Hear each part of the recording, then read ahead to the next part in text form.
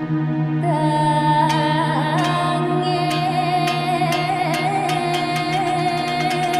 Lihun dan dua ayat langit. Di sebuah kampung sunyi di pinggir hutan kembang jati, tinggal seorang lelaki berwajah teduh bernama Kang Lihun. Tidak banyak orang tahu, di balik sifatnya yang kalem, ia menyimpan pengalaman batin yang jarang dimiliki manusia biasa. Setiap malam ia keluar menuju tepi hutan, duduk di bawah pohon beringin tua, dan membaca dua ayat yang amat ia cintai, At-Taubah 128-129. Malam itu angin bertiup lebih dingin dari biasanya. Hutan seperti menyimpan sesuatu. Kang Lihun merasakan dadanya berat, seolah ada bahaya yang mendekat pada kampungnya. Ia berdiri, menata napas, lalu membaca perlahan tetapi tegas. Sungguh telah datang kepada kalian seorang rasul dari kalangan kalian sendiri. Saat kalimat itu keluar, tanah di sekelilingnya seperti bergetar halus, seolah mendengar. Lalu ia lanjutkan, jika mereka berpaling, maka katakanlah, cukuplah Allah bagiku. Begitu ayat terakhir selesai, beringin tua di belakangnya mengeluarkan suara lirih seperti desir napas. Dari balik kabut, muncul bayangan hitam tinggi menjulang, makhluk astral yang sudah sejak lama menghantui wilayah itu, tetapi tak mampu menembus batas kampung. Makhluk itu mendesis, manusia, apa yang kau baca barusan, mengapa menghentikan langkahku? Kang Lihun menatap tanpa gentar. Bukan aku yang menghentikanmu. Ayat ini, perlindungan Rasulullah, kasih Allah yang tak terputus. Makhluk itu meraung, tubuhnya retak seperti kaca dihantam cahaya. Kang Lihun kembali membaca ayat 129 dengan suara lebih mantap.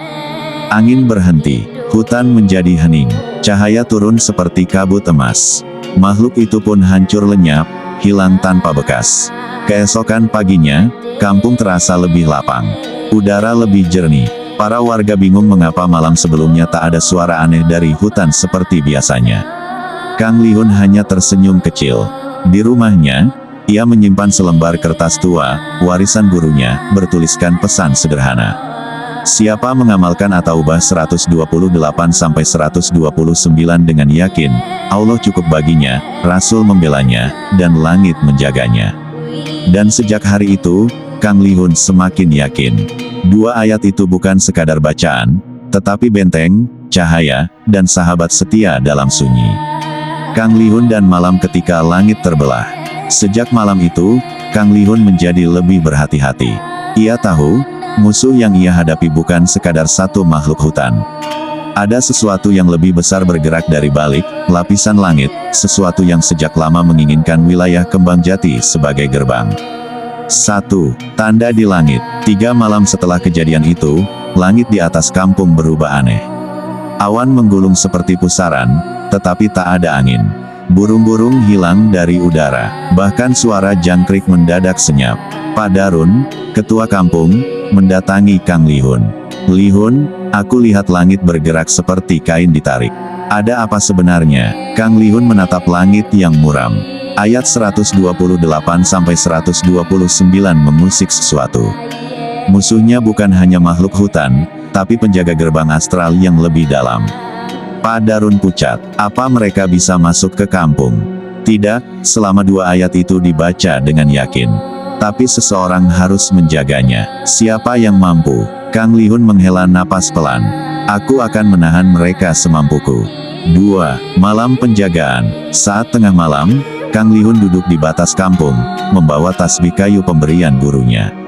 Ia membaca ayat 128 perlahan, sampai udara di sekelilingnya berubah hangat.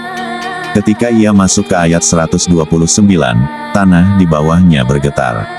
Rumput menunduk, udara mengental. Dari balik kegelapan muncul sosok lain, bukan makhluk hitam seperti sebelumnya, melainkan seorang lelaki berjubah merah gelap, wajahnya pucat, matanya kosong seperti tak memiliki waktu.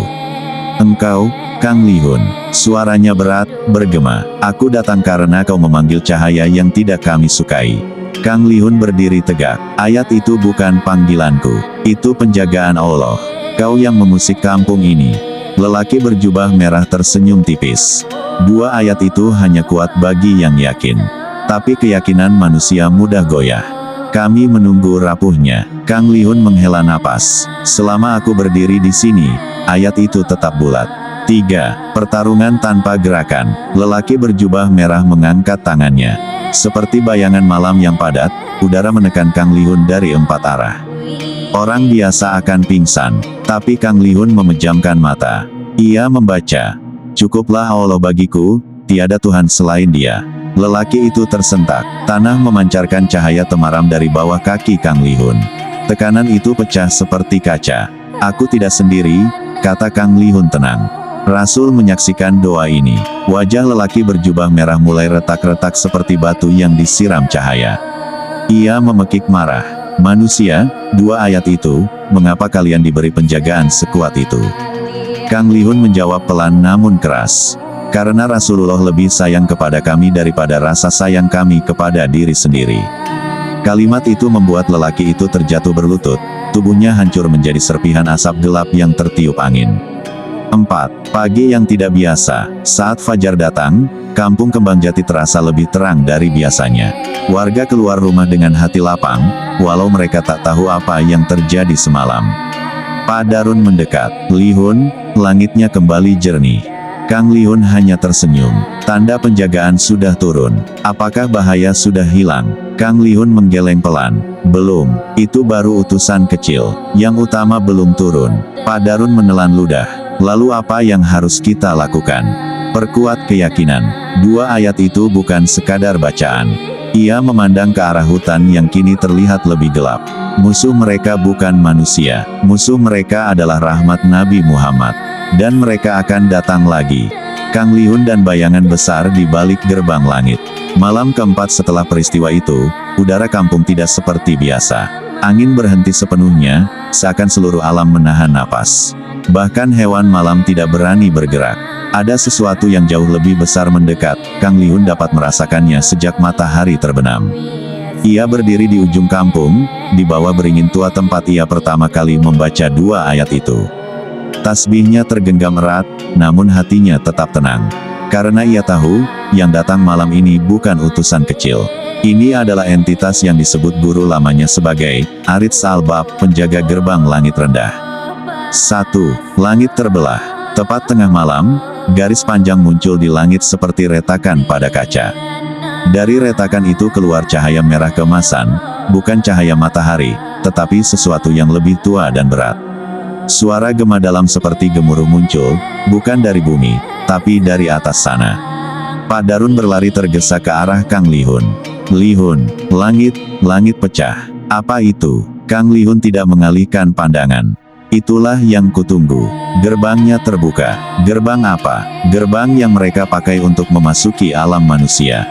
Dan penjaganya akan keluar. Retakan itu melebar. Dari dalamnya, turun bayangan hitam berukuran luar biasa besar, lebih besar dari pohon beringin, lebih besar dari rumah manapun di kampung itu. Sosoknya tidak memiliki bentuk pasti, hanya gelap yang bergerak dengan mata merah bagaikan bara. Hawa panas menyapu hutan, rumput rebah. Udara bergetar. Makhluk itu berbicara tanpa mulut, suara langsung menghantam hati manusia. "Manusia, siapa yang berani mengusik wilayah kami dengan 2 ayat itu?" Pak Darun coba menahan takutnya. "Lihun, apa yang harus kita?" "Diam di belakangku. Jangan mundur." 2, 3 nafas ayat. Kang Lihun menatap makhluk kolosal itu dengan sorot mata tenang. "Yang kau sebut 2 ayat itu bukan pengusikan," katanya pelan. "Itu adalah rahmat, dan rahmat itu tidak kalian sukai, karena rahmat mematahkan kekuasaan kegelapan." Makhluk itu menggeram. "Rahmat Rasul kalian, dulu melemahkan kami. Tapi manusia semakin lupa, keyakinan kalian rapuh. Itu sebabnya kami kembali." Kang Lihun memejamkan mata. Ia mulai membaca At-Taubah ayat 128 dengan 3 napas penuh. Nafas pertama, "Sungguh telah datang kepada kalian Rasul dari kalangan kalian." Udara berubah sejuk, tanah bergetar halus. Nafas kedua, "Sangat berat baginya penderitaan kalian." Mata makhluk itu meredup, seolah ada cahaya lain menembus hatinya. Nafas ketiga, sangat penyayang dan penuh rahmat. Cahaya turun seperti embun dari langit. Makhluk besar itu menjerit, cahaya itu menghancurkan kami." 3. Ketika 2 ayat menjadi senjata cahaya, Kang Lihun membuka mata. Dalam diam, wajahnya memancarkan ketegasan yang jarang muncul. Ia memasuki ayat 129, suaranya mantap. Cukuplah Allah bagiku, tiada Tuhan selain Dia. Tanah di bawahnya memancarkan lingkaran cahaya emas setinggi lutut. Kepadanya aku bertawakal, cahaya itu naik setinggi dada. Dan Dia adalah Tuhan pemilik arsy yang agung. Cahaya itu melonjak ke langit. Gerbang di langit bergetar keras. Makhluk itu menggeliat, tubuhnya retak seperti bongkahan batu dihantam petir. Serpihan bayangan jatuh seperti hujan hitam. Manusia, tidak seharusnya kalian memiliki ayat sekuat ini. Kang Lihun menjawab tegas. Bukan kami yang kuat, Rasulullah yang memuatkan. Rahmat beliau yang menjadikan dua ayat ini benteng dunia. Teriakan makhluk itu menggelegar. Tubuhnya hancur menjadi debu cahaya gelap, lalu tersedot kembali ke retakan langit. Gerbang langit tertutup rapat seperti pintu besi yang dibanting. Semua hening. 4. Setelah cahaya turun, Pak Darun terjatuh berlutut, air mata mengalir. Lihun, bagaimana kau tetap berdiri? Kang Lihun menarik napas panjang. Aku tidak berdiri sendirian. Saat dua ayat itu dibaca, Rasul menjaga. Malaikat turun. Itulah rahasia besarnya. Pak Darun menatapnya lama. Apa bahaya itu sudah pergi untuk selamanya? Kang Lihun memandang langit yang kembali cerah. Belum, gerbang itu ada banyak, dan yang tadi, hanya penjaga pertama. Pak Darun pucat. Lalu, apa langkah kita selanjutnya? Kang Lihun menggenggam tasbihnya lebih kuat. Kita belajar lebih dalam, karena yang akan datang selanjutnya bukan hanya bayangan besar, tapi penguasa langit gelap, yang bahkan para makhluk takut menyebut namanya. Ia menatap hutan yang kembali tampak tenang. Dan dua ayat itu, baru permulaan. Kang Lihun dan kedatangan penguasa langit gelap. Malam itu, setelah hancurnya Arits Albab, penjaga gerbang langit rendah, udara kampung terasa tenang. Terlalu tenang. Ketenangan semacam itu bukan pertanda aman, itu adalah keheningan sebelum badai besar. Kang Lihun, yang sedang duduk di serambi rumahnya, merasakan sesuatu mengalir di antara batu-batu tanah, gelombang dingin yang tidak berasal dari dunia ini. Tubuhnya merinding. Ini bukan makhluk biasa. Ini bukan penjaga gerbang. Ini adalah penguasa langit gelap, makhluk yang bahkan disebut dengan bisikan oleh para sufi zaman dahulu. Namanya hanya diisyaratkan, tidak diucapkan. Malikus Sulmaniyah, Raja Kegelapan Dimensi Bawah. 1. Langit menerbitkan bayangan. Hampir jam 2 dini hari. Mendadak bulan tertutup oleh lingkaran hitam. Bukan gerhana, karena bentuknya tidak bulat, melainkan seperti tangan besar yang menutupi cahaya. Ketika bayangan itu melintas, lampu-lampu kampung padam bersamaan. Suara-suara alam hilang, udara seperti ditarik dari paru-paru kampung. Pak Darun keluar rumah dengan gemetar. Lihun, ini bukan seperti sebelumnya, apa ini? Kang Lihun menatap langit, dadanya terasa berat. Ini, yang berkuasa atas semua makhluk yang datang sebelumnya. Awan di langit bergerak mundur seperti disedot ke satu titik. Dari titik itu, muncul pusaran hitam pekat, seperti lubang kosong yang memakan cahaya. Dialah yang datang. 2. Suara yang tidak menggunakan udara. Pusaran hitam itu mengeluarkan suara berat, bukan seperti hewan, bukan seperti manusia, bukan seperti petir. Suaranya langsung muncul di dalam benak setiap orang yang mendengarnya. Manusia bernama Lihun. Kaulah yang mematahkan dua utusanku. Pak Darun berlutut, menutup telinga walaupun suara itu tidak berasal dari telinga. Astagfirullah, Lihun, apa ini benar-benar raja mereka? Kang Lihun berdiri tenang. Kalau dia yang datang, katanya pelan, maka dua ayat itu pasti membuatnya terusik. Suara itu menggema lebih keras, dua ayat itu, telah membakar lintasan para makhlukku bertahun-tahun. Mengapa manusia seperti kau menghidupkannya kembali? Kang Lihun menjawab tegas, lirih namun tajam. Karena ayat itu bukan milik kalian. Itu cahaya Rasulullah. Dan cahaya itu tidak bisa kalian padamkan. 3. Ketika tanah menghitam, pusaran hitam turun perlahan. Semakin dekat ke tanah, tanah berubah warna menjadi abu-abu gelap. Daun beringin ikut mengering walau tak disentuh. Rumah-rumah di pinggir kampung berderak keras. Makhluk itu belum sepenuhnya muncul, hanya bayangannya saja sudah membuat dunia terasa sempit. Kang Lihun menggenggam tasbihnya. Ia mulai membaca surah At-Taubah ayat 128. Namun, begitu ia membaca kalimat pertama, angin berhenti mendadak. Suara itu mendesis. Ayat itu tidak cukup untukku. Dan untuk pertama kalinya sejak semua kejadian di hutan, Kang Lihun merasa sesuatu menghalangi suaranya. Bukan menutup mulut, tapi menekan batinnya. Ayat itu terhalang bukan karena lemah, tetapi karena makhluk di hadapannya bukan gerbang biasa, dia adalah penjaga dimensi, penguasa pintu-pintu gelap. Kang Lihun memaksakan diri membaca ayat 128 kembali, namun dadanya seperti ditindih. Pak Darun menjerit, "Lihun, kenapa ayatnya tidak berhasil?" Kang Lihun mengatur napas. Untuk makhluk sekelas ini, ayat 128-129 harus dibaca dengan cara yang diajarkan guruku dulu, bukan dengan satu napas biasa. Bagaimana caranya? Kang Lihun menutup mata. 4. Cara rahasia, nafas Rasulullah. Gurunya pernah berkata, jika engkau menghadapi makhluk yang membenci Rasul, bacalah 2 ayat itu dalam Samail Breyat, napas kasih Rasul, bukan napas manusia. Itulah teknik yang tidak pernah ia gunakan sebelumnya. Kang Lihun mulai menarik napas perlahan, membayangkan kasih Rasul yang merangkul seluruh umat. Dadanya menjadi ringan, pusaran hitam merespon, bergetar seakan terganggu.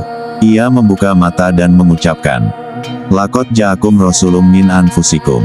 Sungguh telah datang seorang utusan dari bangsamu sendiri. Dengan nada hangat namun tegas, pusaran hitam itu bergetar lebih kuat.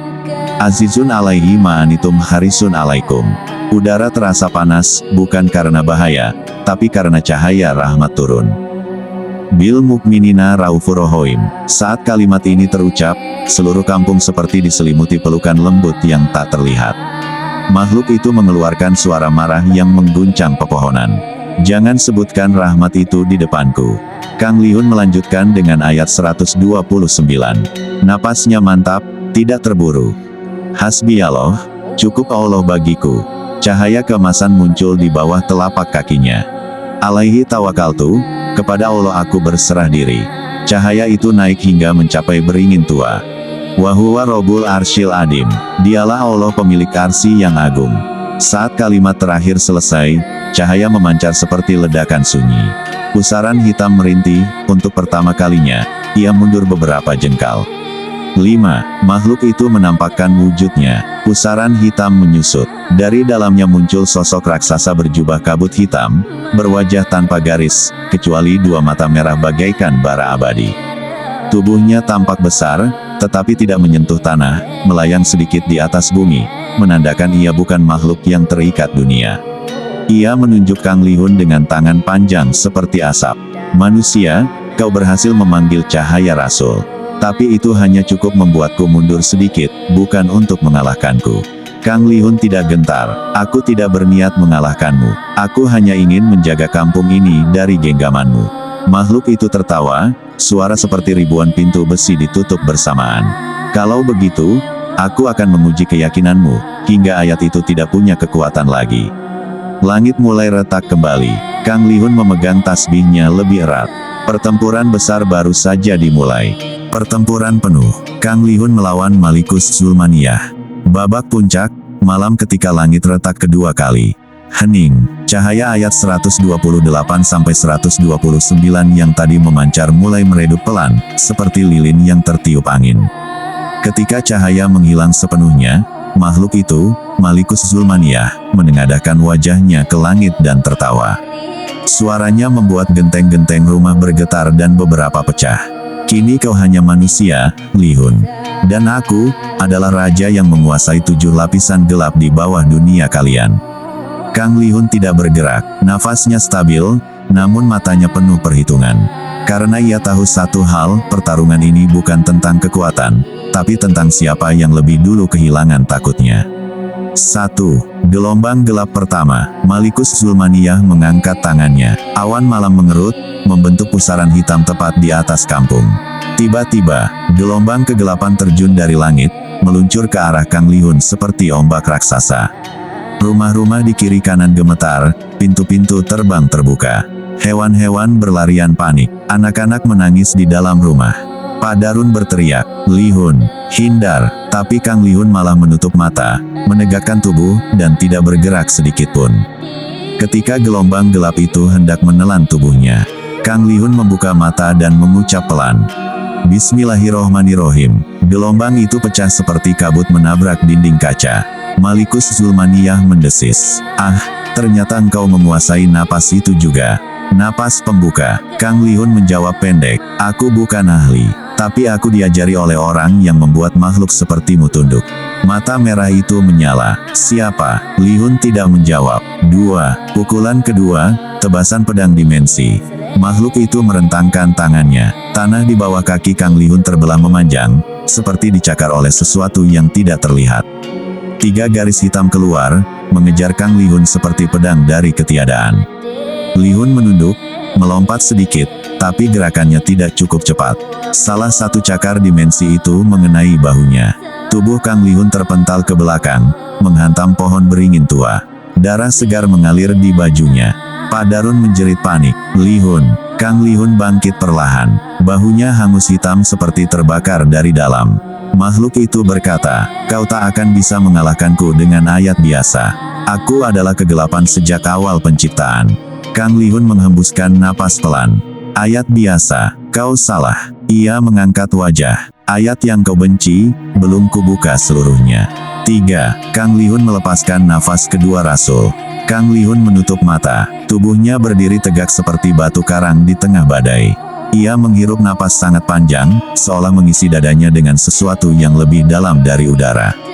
Tiba-tiba angin berembus dari arah barat, dari arah Madinah. Lembut, hangat, wangi, ya betul dari Madinah. Pak Darun merinding. Apa itu? Bau seperti tanah suci. Begitu napas itu penuh, Lihun mulai melantunkan ayat 128 dengan nafas cinta Rasul, teknik paling berbahaya yang diajarkan gurunya. Suara Kang Lihun berubah, tenang, lembut, namun menggetarkan seluruh kampung. Lakot ja'akum rasulum min anfusikum. Cahaya putih keemasan keluar seperti kabut tipis dari tubuhnya. Azizun alaihi ma'anitum. Angin panas dari makhluk itu langsung padam. Bil mukminina raufur rahim. Cahaya berubah jadi gelombang besar dan memukul Malikus Zulmaniyah mundur 3 langkah. Makhluk itu meraung. Hentikan. Ayat itu membakar makhlukku di 12 dimensi sekaligus. Kang Lihun tidak berhenti. Ia menarik napas ketiga, nafas pengembalian semua kekuasaan kepada Rab, dan mengucapkan ayat 129 seperti petir. Hasbiyallah. Daun-daun beringin bergetar hebat. La ilaha illallah. Langit terbelah oleh cahaya. Alaihi tawakaltu. Tanah memantulkan sinar seperti cermin. Wahuwa robul arsyil adim. Cahaya naik ke langit dan berubah menjadi pilar emas raksasa yang menghantam makhluk itu tepat di dadanya. 4. Raja Kegelapan mengungkap wujud sejati. Tubuh Malikus Zulmaniyah retak seperti kaca hitam. Setiap retakan memancarkan asap gelap pekat. Lalu ia mengerang keras, suara seperti ribuan petir pecah. Kau paksa aku menampakkan wujud sejatiku. Bumi di sekitar kampung terangkat, seolah gravitasi hilang. Batu, tanah, bahkan air sumur terbang ke langit. Lalu, dari tubuhnya keluar bayangan besar ratusan meter, menjulang seperti gunung. Sosok itu bukan lagi berbentuk manusia. Ia adalah kabut raksasa berwajah kosong, dengan 6 lingkaran merah menyala sebagai mata, dan mulut panjang yang tidak berhenti bergeser-geser seperti kabut yang lapar. Kang Lihun menatapnya tanpa takut. Makhluk itu berkata, jika cahaya Rasul yang kau bawa, maka kugunakan kedalaman gelap pertamaku. Langit runtuh, tanah bergetar, semua rumah goyang. Raja Kegelapan menurunkan tangan raksasanya untuk menghancurkan Kang Lihun sekali serang. Pak Darun menutupi kepala, berteriak, Lihun. 5. Kang Lihun mengambil langkah terakhir. Di tengah tekanan yang luar biasa itu, Kang Lihun tiba-tiba tersenyum tipis. Raja Kegelapan, kau lupa satu hal. Ia mengangkat tasbihnya yang sederhana. 2 ayat itu bukan senjataku, bukan tenagaku, bukan kepalaku. Ia menegakkan tubuh. Matanya memancarkan keyakinan seperti baja. 2 ayat itu adalah belas kasih Nabi Muhammad, dan satu hal yang tidak bisa ditahan oleh seluruh kegelapan di bawah alam. Kang Lihun mengucap kalimat pendek, 3 kata saja, tapi cukup untuk membelah dunia. Ya Rasulullah muda dan, wahai utusan Allah tolonglah aku. Dalam sekejap, cahaya emas turun dari langit seperti hujan lembut. Setetes jatuh mengenai tanah. Tanah itu berubah jadi cahaya. Setetes jatuh ke udara. Udara itu menjadi bening seperti kaca. 3 tetes jatuh ke tubuh Kang Li-hun. Tubuhnya bersinar seperti matahari kecil. Raja Kegelapan menjerit. Tidak, tidak, itu adalah madat dari arwah Nabi. Itu tidak boleh masuk ke dunia ini. Cahaya turun semakin cepat. Kang Li-hun mengangkat tangan dan berkata, "Ini akhirmu." Lalu ia membaca ayat terakhir. Lebih besar dari Wahuwa Robul Arsyil Adim. Cahaya menembus raksasa kegelapan itu dengan suara boom yang mengguncang seluruh lembah.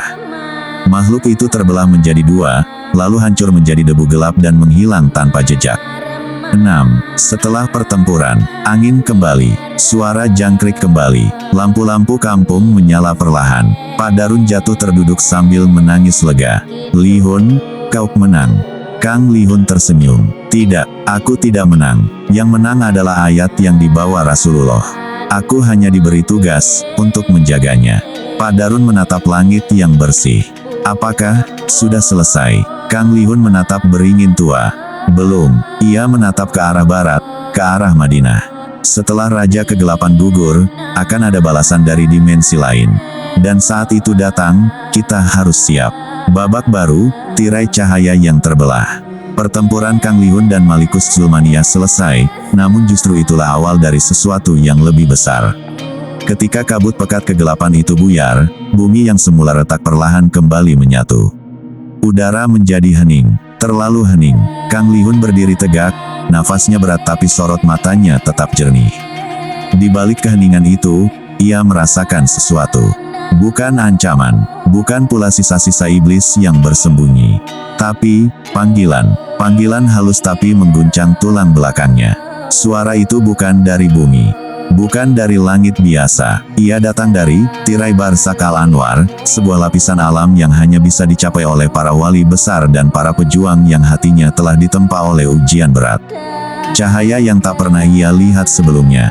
Tiba-tiba cahaya emas turun seperti tetesan hujan, namun tidak membasahi tanah. Cahaya itu justru membentuk sebuah lorong seperti terowongan bercahaya. Kang Li-hun merasakan tubuhnya ditarik lembut namun kuat. Lalu, Gus muncul di hadapannya, sosok gurunya yang selalu tampak muda, karismatik, dan penuh keteduhan. Namun kali ini auranya berbeda. Lebih dalam, lebih luas, bagaikan rahasia langit yang dibuka perlahan. "Li-hun," suara Gus terdengar tenang. "Pertempuran tadi hanyalah pintu. Masih ada yang lebih besar menanti di baliknya. Kau telah menyentuh batas kegelapan, sekarang saatnya melihat batas cahaya." Kang Li-hun menunduk hormat. "Apa yang akan hamba hadapi sekarang, Gus?" Gus tersenyum tipis, namun ada kesedihan samar di balik matanya. Tak semua cahaya memihak. Ada cahaya yang tersesat, ada pula cahaya yang memberontak. Dan salah satunya, telah bangkit kembali. Bangkitnya penguasa cahaya yang jatuh. Di balik tirai cahaya, muncul siluet raksasa. Bukan iblis, bukan jin, tapi sosok yang dulu dikenal sebagai malaikat Qadariyah, penjaga ketentuan makrokosmos. Namanya, Al-Malak Al-Atik, sang penjaga cahaya yang jatuh. Dahulu ia menjaga jalur takdir cahaya. Namun setelah ribuan abad, ia terguncang oleh keputusasaan makhluk bumi, lalu runtuh dalam pemberontakan batin. Kini ia bukan gelap, bukan terang, melainkan cahaya yang retak. Retakan itu memunculkan kekuatan yang tidak tunduk pada aturan manapun. Kang Li-hun merasakan dadanya berat seperti ditekan ribuan gunung. "Gus, apa ia musuh kita?" Gus menatap langit retak itu. "Li-hun, ia bukan musuh, tapi bila ia tidak dihentikan, seluruh alam bisa terbelah." "Tugas baru Kang Li-hun, kau bukan hanya harus melawannya," Gus berkata, "tapi harus menyembuhkan cahayanya, sebelum retakannya berubah menjadi kehancuran besar." Kang Li-hun menarik nafas panjang. Ia tahu, ini bukan pertempuran fisik. Ini adalah perang batin, perang antara tekad manusia dengan gelombang kosmik yang lebih tua dari sejarah. Namun ia tidak mundur. "Jika itu jalan yang Allah bukakan," kata Kang Li-hun mantap, "maka hamba siap melangkah." Pertempuran di ruang cahaya retak. Medan di dalam jiwa malaikat. Begitu Kang Li-hun menembus pusaran cahaya itu, dunia berubah total. Tidak ada lagi bentuk fisik. Tidak ada tanah, langit, atau arah. Yang ada hanyalah ruang kesadaran murni, tempat di mana pikiran menjadi wujud, dan luka menjadi bentuk yang menakutkan. Ruang itu dipenuhi cahaya, namun cahaya yang patah-patah, seperti pecahan cermin yang mengambang. Setiap pecahan memantulkan gambaran berbeda. Bayangan kehancuran dunia, teriakan jiwa-jiwa yang tersesat, tangis para malaikat yang kehilangan saudara mereka, putus asa yang mengental menjadi gelap. Di tengah ruang itu berdiri Kang Li-hun, tubuhnya terang redup bagaikan lilin dalam badai kosmik. Lalu terdengar suara berat, bukan dari luar, tapi dari sekelilingnya. Inilah hatiku, inilah luka yang memecah cahaya. Itu suara Al-Malak Al-Atik. Dan dari antara pecahan cahaya, muncullah bayangan hitam yang tidak sepenuhnya gelap. Bayangan retak, Hil-Anur Al-Maksur. Bayangan ini adalah manifestasi dari luka terdalam sang malaikat. Bukan iblis, bukan makhluk asing, tapi cahaya yang berubah menjadi amarah. Wujudnya raksasa, tapi seperti asap keras yang memantulkan cahaya. Matanya putih sepenuhnya, tanpa pupil.